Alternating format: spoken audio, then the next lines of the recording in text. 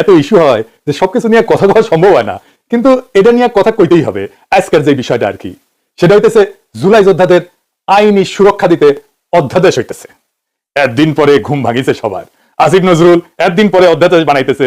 কামটা তো খুব ভালো হচ্ছে তাই না? ভালো করে ইচ্ছে তাই না? খুবই ভালো কাজ করছে। আসিফ নজরুল তো ভালো ছেলে, সন্ধ্যাবেলা হাত মুখ দিয়ে পড়তে বসে। হ্যাঁ, আসিফ নজরুল বাংলাদেশের মানুষদের দূর পাইছে, দূর পটাইতেছে, তাই আঙ্গারে হাতে লেমন চুষ ধরাই দিচ্ছে। আসিফ নজরুল আর প্রফেসর ইউনূসের সরকার আঙ্গারে কিভাবে ধাপ্পা দিচ্ছে সেটা না বুঝে দেখি। আসেন আগে আসলে বুঝে দেখি অধ্যাদেশ আসলে কি। অধ্যাদেশ হইল সংসদ ছাড়া, জানে যখন সংসদ নাই তখন সরকার আর রাষ্ট্রপতির মাধ্যমে জারি করা একটা অস্থায়ী আইন। তার মানে এটা আইন কিন্তু সংসদে পাস হয়নি, এবং এইটা এখন জারি করা হইতেছে জরুরি পরিস্থিতির জন্য, যেহেতু সংসদ নাই। আর একটু ভেঙে বলি, ধরেন সাধারণ আইন কিভাবে হয়। স্বাভাবিক নিয়মে একটা প্রস্তাব আসে, সংসদে আলোচনা হয়, ভোট হয়, পাস হয়, রাষ্ট্রপতি সাইন করে সম্মতি দেয়, আইন হয়ে গেল। এইটারে বলা হয় সংসদীয় আইন। কিন্তু তাইলে অধ্যাদেশ আসে কখন? যখন সংসদ বসেনি বা সংসদ ভেঙে গেছে, এখন অধিবেশন চলতেছে না, কিন্তু সরকারের দরকার আছে, এখনই আইন দরকার আছে, অপেক্ষা করা যাবে না, তখন মন্ত্রিসভার পরামর্শে রাষ্ট্রপতি অধ্যাদেশ জারি করে থাকে। তো অধ্যাদেশের আসলে বৈশিষ্ট্যগুলো কি? এক নম্বর হচ্ছে এটা আইনের মতো কার্যকর কিন্তু স্থায়ী না। সংসদ বসলে সংসদে অধ্যাদেশকে আনতে হয়, তারপর অনুমোদন নিতে হয়। অনুমোদন না পেলে অধ্যাদেশ বাতিল। মানে সংসদ কার্যকর না থাকলে, সংসদ না থাকলে রাষ্ট্র যেন অচল না হয়, সেজন্য অধ্যাদেশ এই বিষয়টা জারি আছে। এখন ধরেন পরের সংসদ এটা পাশ করলো না অধ্যাদেশ আসিফ নজরুলের, তাহলে কি হবে? আসিফ নজরুলের কাছে উত্তর আছে নাই। অধ্যাদেশ সংসদে পাশ হয়, আইন হলেও সংসদ চাইলে তো পরের দিনই নতুন আইন করে সেটা বাতিল করে দিতে পারে। এমনকি এই অধ্যাদেশ যেটা আসিফ নজরুল করতে যাচ্ছে সেটা আদালত এখনই বাতিল করে দিতে পারে। তার মানে এটার মূল্য শূন্য, জিরো। তাইলে আসিফ নজরুল কেন করতেছে সেটার উত্তর আমরা পরে পাবো। আসেন আগে বুঝে নেই যে আদৌ জুলাইয়ের জন্য দায় মুক্তি দেওয়া সম্ভব কিনা। এক কথায় দেওয়া সম্ভব না, এবং দেওয়া যে সম্ভব না এটার কারণ আসিফ নজরুল, তার সাথে আছে ওয়াকার, তার সাথে আছে প্রফেসর ইউনূস নিজে, তার সাথে আছে ডাক্তার জাহেদ, তার সাথে আছে বিএনপি, তার সাথে আছে তারেক রহমান। এরা সবাই এই পরিস্থিতি ইচ্ছা করে তৈরি করছে। কেন? কারণ ঘোষিত বিপ্লব ছাড়া দায় মুক্তি সম্ভব না। দায় মুক্তি কোনো আইনি ব্যতিক্রম না, এটা একটা সার্বভৌম ঘোষণা। যে বিপ্লব ঘোষণা করতে পারে না সে দায় মুক্তি দাবি করার নৈতিক অধিকার, ক্ষমতা এটা কোনোটাই রাখে না। ওয়াল্টার বেনিয়ামিন বিপ্লবী সহিংসতা বনাম আইন রক্ষাকারী সহিংসতা, এইটা একটা কথা বলছিলেন। একদিকে লেখেন বিপ্লবী সহিংসতা, আরেকদিকে হচ্ছে আইন রক্ষাকারী সহিংসতা। আইন তৈরি করে যে সহিংসতা আর আইন রক্ষা করে যে সহিংসতা, দুইটা এক না। উনি বলছেন ল প্রিজার্ভিং ভায়োলেন্স যেটা পুরানো ব্যবস্থার ভিতরে থাকে, এবং ল মেকিং ভায়োলেন্স যেটা নতুন ব্যবস্থার জন্ম দেয়। যে সহিংসতা নতুন আইন তৈরি করে না সেটা কেবল অপরাধ। 1971 স্বাধীনতা যুদ্ধ ছিল নতুন আইন তৈরি করার লড়াই। 1971 স্বাধীনতা যুদ্ধে আমরা যেটা করছি সেটা ল মেকিং ভায়োলেন্স, সেজন্য এটা অপরাধ না। পুরানো বন্দোবস্ত রেখা সংগঠিত রাজনৈতিক সহিংসতা বৈধ হতে পারে না, কারণ তা আইন ভাঙে, কিন্তু নতুন আইন সৃষ্টি করে না। স্মিথ বলছেন সার্বভৌম সেই যে ব্যতিক্রম ঘোষণা করতে পারে। ওনার একটা বিখ্যাত সূত্র ছিল, উনি বলছেন ইংরেজিতে কইছেন, বাংলা হইতেছে সার্বভৌম সেই যে ব্যতিক্রম ঘোষণা করতে পারে। বিপ্লব মানে নিয়ম স্থগিত করা, পুরনো বৈধতা বাতিল করা, নতুন বৈধতা ঘোষণা করা। যে বিপ্লব পুরনো সংবিধান, পুরনো আদালত, পুরনো নৈতিক মানদণ্ড চালু রাখে, সে আদতে সার্বভৌম না। সার্বভৌম না হইলে দায় মুক্তি দেওয়ার ক্ষমতা থাকে না, বরং নিজেই ভবিষ্যৎ বিচারের অধীন হয়ে পড়ে। হান্না আরেন্ট বলছিলেন যে সহিংসতা একটা নতুন রাজনৈতিক সূচনা করতে পারে না, উনি বলছেন ফাউন্ডিং মোমেন্ট এটা তৈরি করতে পারে না, সে সহিংসতা নিজেই নিজের বিরুদ্ধে সাক্ষ্য দেয়। সে কারণে নতুন রাষ্ট্র গঠন করা ছাড়া সহিংসতা বিপ্লব না, এটা অপরাধ। তিনজনের কথা বললাম। বেনিয়ামিন বলছেন নতুন আইন না বানাইলে সহিংসতা অপরাধ। স্মিথ বলছে ব্যতিক্রম ঘোষণা না করলে সার্বভৌম আসে। আর হান্না আরেন্ট বলছেন নতুন শুরু ছাড়া সহিংসতা ক্ষমতা না, শুধুমাত্র ঘোষিত চূড়ান্ত এবং নতুন শুরুর বিপ্লবী দায় মুক্তি তৈরি করে। পুরনো বন্দোবস্ত রেখা চালানো সহিংসতা আইনগতভাবে না, তাত্ত্বিকভাবেও অবৈধ। আমরা জুলাই বিপ্লবের পরে নতুন আইন বানাইছি, নতুন সংবিধান বানাইছি, বানাই নাই। ডাক্তার জাহেদ তো জান লড়াই দিল জুলাইকে অভ্যুত্থান বলে প্রতিষ্ঠা করার জন্য। বিপ্লব না, ছোটখাটো মানুষ পুতু পুতু করে কথা কয়, আর আমরা হইতেছি উগ্র।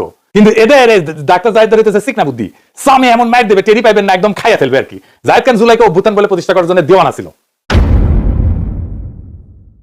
অভ্যুত্থান যেটা সেটা ক্ষমতা দখল করে, কিন্তু নতুন আইন, নতুন বৈধতা, নতুন সার্বভৌমত্ব তৈরি করে না।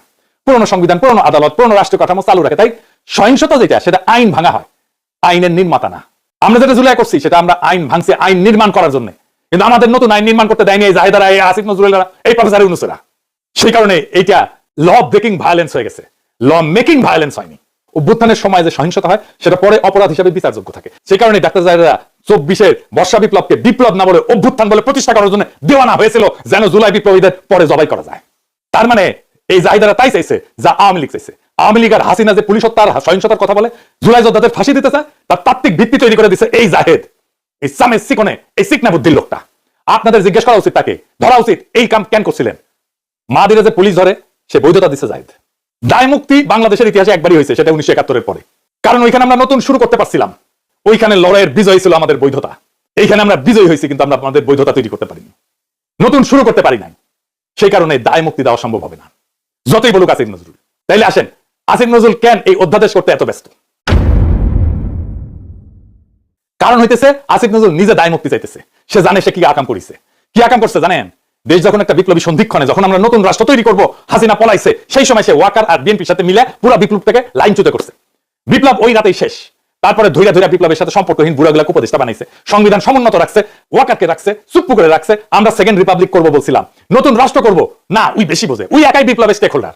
আমি ওরা জিজ্ঞাসিলাম যে আপনি যে নাচতে নাচতে ওয়াকার গাড়ি চড়ে ক্যান্টনমেন্টে গেলেন, কোন ক্যাপাসিটিতে গেছিলেন? কয় পলিটিক্যাল পার্টির বাইরে যে সিভিল সোসাইটির অংশ আছে সেই হিসেবে গেছি। আমি কইলাম ভেরি গুড। তাইলে এখন বলেন, ওই যে কয়দিন ঘুটু করলেন, সিভিল সোসাইটির কার সাথে কথা বলে ঘুটুটা করেছেন? কার সাথে পরামর্শ করছেন? আপনি একা হারকিউলিস হয়ে গেছেন কেন? আপনি কার সাথে কথা বলেন না কেন? কার সাথে আলাপ করছেন? কার সাথে আলাপ করেন নাই? আপনার হাত জগন্নাথ, নিজে যা ভালো বুঝিছে তাই করেছে। একটা সাক্ষাৎকারে দেখলাম আজিম নজরুল কইতেছে তার বাসায় বসে ছাত্ররা উপদেষ্টা বানাইতেছে, সে মাঝে মাঝে পরামর্শ দিতেছে, কইতেছে এখন কেমন লাগে? সচিবেরা কথা শোনে না, পুলিশেরা কথা শোনে না, পাবলিক শোনে না কথা, কোথাও গেলে পাবলিক আটকায় ফেলে, ভুয়া ভুয়া স্লোগান দেয়।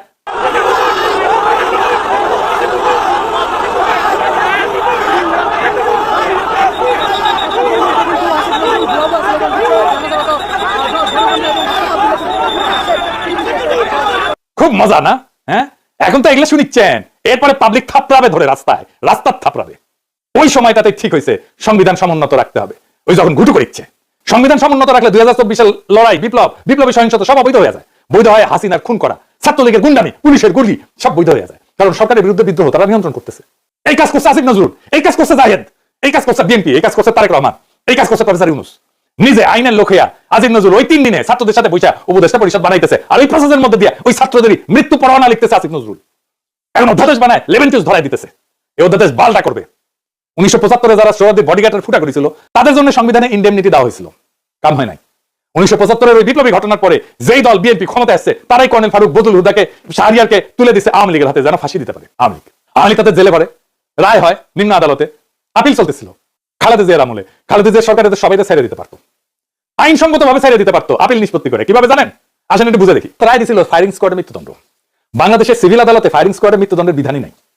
রাষ্ট্র বা আদালত যদি এমন কোন পদ্ধতিতে মৃত্যুদণ্ড কার্যকর করে যেটা কোনো বিধানে নাই, আইনে নাই, যে পদ্ধতিতে আইনে লেখা নাই, তাহলে এটা টেকনিক্যাল ভুল বা কাগজপত্রের গলদ হিসাবে থাকে না।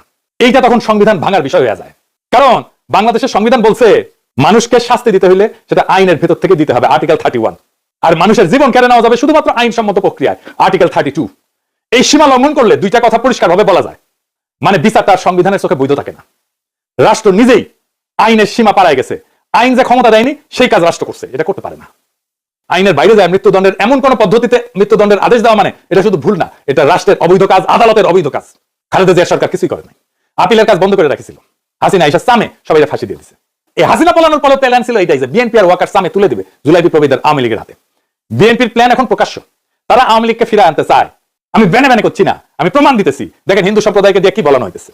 আমি কিন্তু আমার জন্মগতভাবে আমি বিএনপি ছিলাম, বুঝছেন। আমি মাহবুব কমিশন আমলে বিএনপি কমিশনার মেম্বার ছিলাম 3 বার।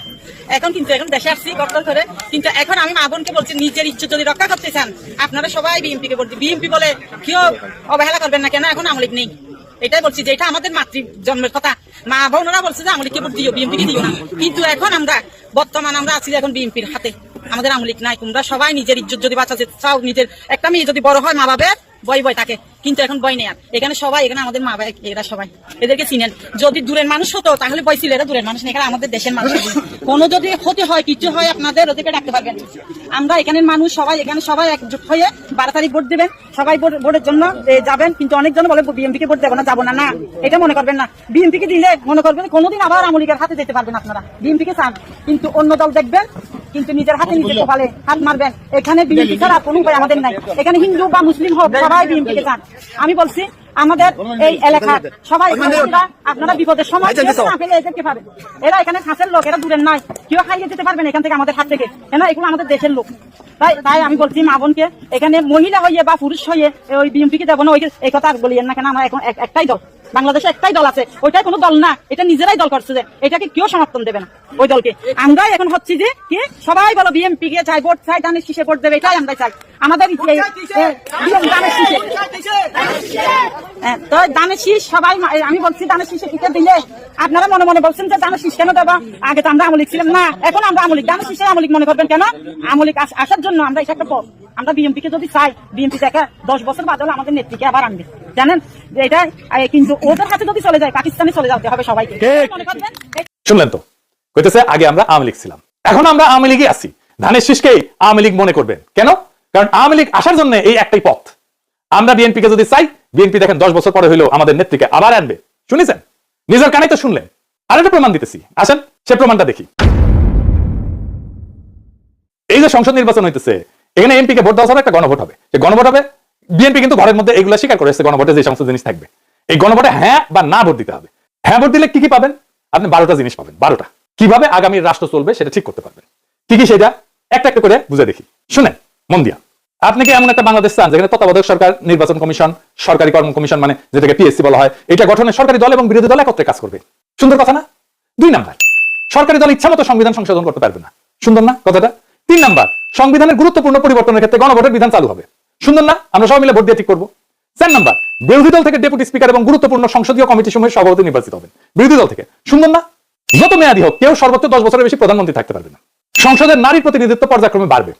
ক্ষমতার ভারসাম্য প্রতিষ্ঠার জন্য পার্লামেন্টে একটা উচ্চ কক্ষ গঠিত হবে। দেশের বিচার ব্যবস্থা স্বাধীনভাবে কাজ করবে। সুন্দর কথা না?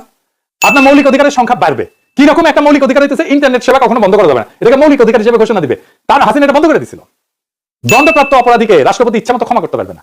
ফাঁসি দিলেও তো ক্ষমা করে দেয়, জেল দিলেও ক্ষমা করে দেয়। রাষ্ট্রপতি এবং প্রধানমন্ত্রী ক্ষমতার মধ্যে ভারসাম্য থাকবে। রাষ্ট্রভাষা বাংলার মর্যাদার পাশাপাশি অন্যান্য জাতিগোষ্ঠীর ভাষাও সাংবিধানিকভাবে স্বীকৃতি হবে। সব সুন্দর কথা না? 12টা কথা। হ্যাঁ ভোট দিলে সবগুলো পাবেন, এই যতগুলো আছে সবগুলো। না ভোট দিলে কিছুই পাবেন। কিন্তু বিএনপি কি বলতেছে দেখেন, বিএনপি কি বলতেছে, জনগণকে কি বলতেছে শোনেন, নিজের কানে শোনেন। এখানে আরেকটা ব্যালট হবে হা এবং না। আপনারা একটু গণভোট হয়েছে না? এটা গণভোট হবে হা এবং না। যদি আপনারা যারা আওয়ামী লীগ করেন, যারা অন্যান্য দল করেন, তাদের জ্ঞাতার্থে সুবিধার্থে আমি জানাচ্ছি, যদি হা জয়যুক্ত হয় কোনো ক্রমে, সারা দেশে যদি হা জয়যুক্ত মানে ভোটে জয়যুক্ত হয়, তাহলে এদেশের স্বাধীনতার পরে 72 যে একটা সংবিধান ছিল, শেখ মুজিবুর সাহেব করেছিল, ডক্টর কামালের হাতে লেখা, এই সংবিধান টোটাল অমিট করে দেবো, মানে মুছে ফেলবো। স্বাধীনতার যে 71 সালে যে যুদ্ধ হয়েছিল, এই যুদ্ধটা 71 সালের কোনো ঘটনায় বাংলাদেশ আর থাকবে না।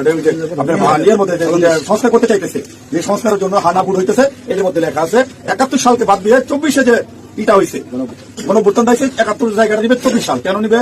এটা একটা কারণ আছে, জামাত ইসলামের একটা কারণ আছে। জামাত ইসলাম 71 সালে দেশে স্বাধীনতা চায় না, এই দেশে বাংলাদেশের স্বাধীন হোক, বাংলাদেশ স্বাধীন হোক, জামাত ইসলাম কিন্তু এটা চাই নাই। যারা আওয়ামী লীগ করেন তারা একটু খেয়াল করে শুনে, যদি হা জয়যুক্ত হয়, তাহলে আওয়ামী লীগ কিন্তু এখন মানে কি জানি প্রজ্ঞাপনের মাধ্যমে আপনার স্থগিত হয়েছে, আওয়ামী লীগ নির্বাচনে অংশগ্রহণ করতে পারবে না। যদি হা জয়যুক্ত হয়, তাহলে আওয়ামী লীগ একবারে আর কোনো মিটিং টিটিং হবে না, মিটিং সংসদে কোথাও উঠবে না। ওই হার মধ্যে এই লেখা আছে আওয়ামী লীগ নিষিদ্ধ। এই যে 24 সালে গণহত্যার জন্য আওয়ামী লীগ কিন্তু নিষিদ্ধ হয়ে যাবে আপনাদের ভোটেই। যদি হাতে ভোট দেন, হাতে ভোট দিলে আপনার 16 ডিসেম্বর থাকবে না, 26 মার্চ থাকবে না, আপনার 71 সালে যে যুদ্ধ করতে মামুনের রাজ্য দিচ্ছে, 30 লক্ষ মামুন রাজ্য দিচ্ছে, এটা থাকবে না। অর্থাৎ আপনারা যারা আওয়ামী লীগ করেন, দয়া করে আপনারা না ভোটের জন্য হলো, আওয়ামী লীগের তো আমরা আসলে বিএনপি হইতেছি, আমরা বিএনপি চাচ্ছি সকল দল মিলে একটা দেশে নির্বাচন হোক। এবার না হোক, সামনে যেন সকল দল একটা নির্বাচন অংশগ্রহণ, 5 বছর পরে সকল দল নির্বাচন অংশগ্রহণ করতে পারে। আপনারা আপনাদের যারা আওয়ামী লীগ করেন, আপনাদের দল রক্ষা করার জন্য আপনাদের কেন্দ্রে যাইতে হবে। ঠিক আছে? আপনাদের কেন্দ্রে যাইতে হবে, আপনাদের দল রক্ষা করার জন্য, না ভোট দেওয়ার জন্য, সার্বভৌমত্ব দেশ রক্ষা করার জন্য, 71কে ফিরিয়ে, মানে 71 যেভাবে আছে স্বাধীনতা যুদ্ধের ইতিহাস আছে, এই ইতিহাসটা রক্ষার জন্য হলো যারা না ভোট দিবেন, যারা আওয়ামী লীগ করেন, আপনাদের কেন্দ্রে অবশ্যই যেতে হবে। কেন্দ্রে যদি আপনারা আপনাদের দলকে রক্ষা করতে যান, যেহেতু এবার আপনাদের কি নাই, কোন নমিনেশনের আওয়ামী লীগের কোন প্রার্থী নাই, দয়া করে সেক্ষেত্রে আপনাদের কাছে আমাদের অনুরোধ, যারা আওয়ামী লীগ করেন, বিএনপি তো আপনারা ভোট আমাদের দিবেনি। ঠিক আছে? যারা বিএনপি করেন আমাদের ভোট দিবেনি। না ভোট দেওয়ার জন্য যারা কেন্দ্রে যাবেন, আপনাদেরকে যেতেই হবে, আপনাদের অস্তিত্ব রক্ষার জন্য, আওয়ামী লীগ রক্ষার জন্য হলেও আপনাদের কেন্দ্রে যেতে হবে। শুনেছেন? তার মানে বিএনপির ঘুরে ফিরে আওয়ামী লীগকে ফিরে আনতেই চায়। তারা অনেক আগে থেকে বলতেছে কিন্তু আওয়ামী লীগ নির্বাচনে আসুক। শুনেন, তবে আওয়ামী লীগের প্রধান প্রতিদ্বন্দ্বী বিএনপি চায় দলটি নির্বাচনে আসুক, নির্বাচনটি হোক অংশগ্রহণমূলক। আমরা আশা করব যে এই নির্বাচনটি পার্টিসিপেটরি হবে, সকলের জন্য এই দ্বার উন্মুক্ত, জনগণ যাদেরকে সুযোগ দিবে তারাই দায়িত্ব পাবে। আমরা কামনা করি প্রত্যেক রাজনৈতিক দল এই নির্বাচনে অংশগ্রহণ করুক, কাউকে বাদ দেওয়ার হলে জনগণই বাদ দিয়ে দেবে। যখন জনগণের বিরূপ প্রতিক্রিয়া হয়েছে, তখন বলে এইবার না আসুক, বিএনপি ক্ষমতা আসলে আওয়ামী লীগ ফিরবে, পরের বার ফিরবে। বুঝিস? ওই কমাত কমিশনে এসে বলে আমরা সংস্কার চাই, আর কর্মীদের বলে না ভোটের ক্যাম্পেইন করতে। কিরকম জাউরা, কিরকম খাইস্টা, কিরকম ভন্ডের ভন্ড। এটাই আসল প্ল্যান। এই প্ল্যান হইতেছে গ্র্যান্ড প্ল্যান, আওয়ামী লীগকে ফেরানোর প্ল্যান। এইবার ভোটে যদি বিএনপি জিতে, তাহলে আওয়ামী লীগ ফিরবে, লিগে রাখতে পারেন। এটা তো আমার কথা না, আপনারা তো বিএনপির লোকদের মুখে শুনলেন, তাই না? আপনি আসলে ধানের শীষে ভোট দিতেছেন না, আপনি ভোট দিতেছেন নৌকায়, আপনি ভোট দিতেছেন হাসিনারে, আপনি ভোট দিতেছেন ফ্যাসিস্টরে, আপনি ভোট দিতেছেন ভারপ্রাপ্ত আওয়ামী লীগরে, বিএনপিরে না। যারা আওয়ামী লীগকে ফিরে আনতে চান তারা ধানের শীষে ভোট দিতে পারেন। আমরা বলবো নৌকার ধানের শীষ দুই সাপেরই একই বিষ। এই দুইটার এই বাংলাদেশ থেকে হটাইতে হবে, এই দুইটারে ক্ষমতার আশেপাশে আসতে দেওয়া যাবে না। এটাই আমাদের আগামীর বাংলাদেশ গড়ার শপথ হোক। ইনকিলাব জিন্দাবাদ।